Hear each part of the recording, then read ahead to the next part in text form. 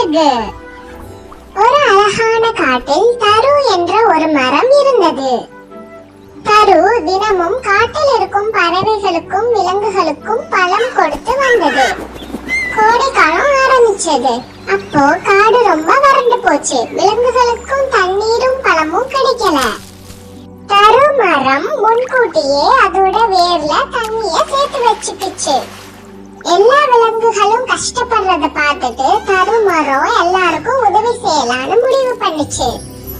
தரு மரம் அதோட கிளையில உட்கார்ந்துட்டு இருந்த ஒரு பறவைக்கு பழம் கொடுத்தது. மரம் சொல்லிச்சு, இத இன்னும் பசிக்கிற நிறைய பறவைகளுக்கு பகிர்ந்து கொடுன்னு.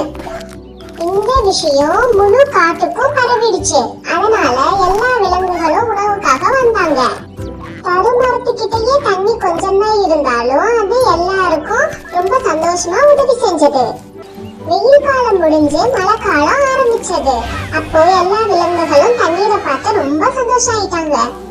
இந்த கதையில இருந்து நம்ம என்ன தெரிஞ்சுக்கிட்டோம்னா, யாருக்காவது கஷ்டம் இருந்தா அவங்க கேக்குறதுக்கு முன்னாடியே நம்ம அவங்களுக்கு உதவி செய்யணும்.